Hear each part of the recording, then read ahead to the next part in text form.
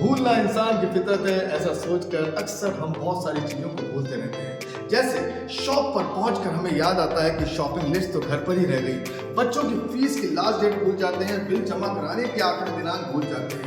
घर में भी टीवी का रिमोट, चाबियां, खुले पैसे, अरे यही तो रखे थे, रख कर भूल जाते हैं। कभी कभी तो अपने इंपॉर्टेंट डॉक्यूमेंट्स और इंपॉर्टेंट चीजों को भी घर में इतना संभाल के रख देते हैं कि कहाँ रखा था ये भी भूल जाते हैं। मगर दोस्तों, इन सब भूलने की हमें कोई सजा नहीं मिलती है। सजा तो मिलती है हमारे घर के बच्चों को जो पढ़ाई कर रहे हैं, लर्नर्स को जो कंपटीशन की तैयारियां कर रहे हैं। अगर वो चीजों को भूल जाएं, अपनी पढ़ाई को भूल जाएं, तो उनके मार्क्स कम हो सकते हैं, उनका साल खराब हो सकता है। तो कैसे याद करें? आप सब मुझसे एग्री करेंगे कि आप सबके साथ कभी ना कभी ऐसा जरूर हुआ होगा कि किसी क्वेश्चन के आंसर को आपने बहुत अच्छी तरीके से लिख कर बोल कर याद किया था, मगर जैसे ही आप एग्जाम हॉल में पहुंचते हैं और एग्जाम के अंदर बाय लक वो क्वेश्चन भी आ जाता है, मगर उस समय वो आंसर आपको याद नहीं आता है। अरे कोई एक लाइन याद दिला दे, कोई एक वर्ड याद दिला दे, पूरा आंसर लिख दूंगा, कल ही तो याद किया था, मगर उस समय वो आंसर आपको याद नहीं आता।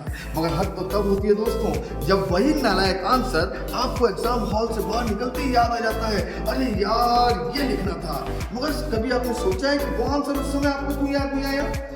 वही तरीका कि घर में होते हुए भी आपको वो चीजें नहीं मिलती हैं जो आपके घर में हैं, मगर कुछ ऐसी चीजें भी होती हैं जो आपको घर में हमेशा टाइम पर मिल जाती हैं। जैसे कपड़े कहाँ मिलते हैं घर में? अलमारी में। सब्जियां कहाँ मिलती हैं? किचन में, फ्रिज के अंदर। क्योंकि जिन चीजों की रखने की सही जगह होती है वो कभी नहीं होती, और जिन चीजों के रखने की सही जगह नहीं होती है वो अक्सर खोती रहती हैं। हम अपने स्टडीज के अंदर चीजों को याद भी ऐसे ही करते हैं। हम अपने दिमाग के अंदर उसको स्टोर रूम की तरह स्टोर कर रहे हैं, जिनका कोई भी मेथड नहीं होता, कोई रूल्स नहीं होता।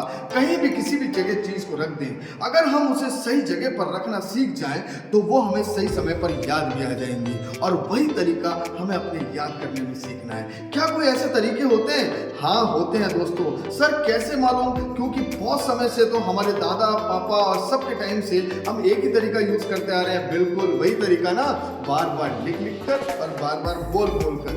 दोस्तों, एजुकेशन के 4 डायमेंशंस होते हैं, यानी रीडिंग पढ़ना, राइटिंग लिखना, समझना यानी कॉम्प्रिहेंशन और अंडरस्टैंडिंग, और चौथा सबसे मेन पार्ट होता है, that is memorisation and recollection. आप इस तरह से समझ सकते हैं दोस्तों कि आपकी सफलता की राह पर ले जाने वाली कार के 4 टायर हैं, जिसमें से रीडिंग आपको स्कूल ने सिखाया, राइटिंग आपको स्कूल ने सिखाया, समझना अंडरस्टैंडिंग आपको स्कूल ने सिखाया, मगर मेमोराइजेशन का दिया जाता है होमवर्क। यानी कि उन 3 टायर्स में तो हवा फुल है, चौथा टायर आपका मेमोराइजेशन कोई नहीं सिखाता। और वही पुराना तरीका यूज करते हैं जो हमारे पुराने समय से चला रहा है, यानी बार बार लिख कर और बार बार बोल कर। उनसे वही प्रॉब्लम होती है जो आपको अभी मैंने बताया कि दिमाग में होते हुए भी आंसर याद नहीं आता है। स्टोर रूम की तरह वो आंसर स्टोर होता है, यानी 14 टायर पंचर है। मेमोराइजेशन और रिकलेक्शन को सिखाने के लिए मैं आया हूं आपका दोस्त मेमोरी वाला नॉर्बर्ट बेनेट, और मैं लेकर आया हूं ब्रेन जिम,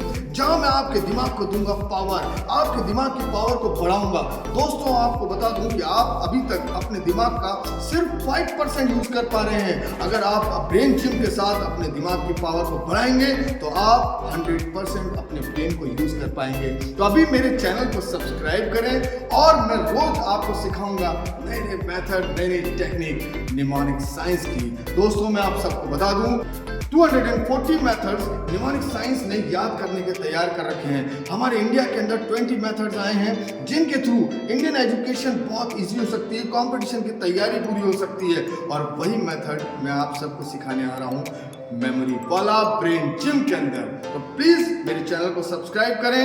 हम मिलते हैं दूसरे सेशन में।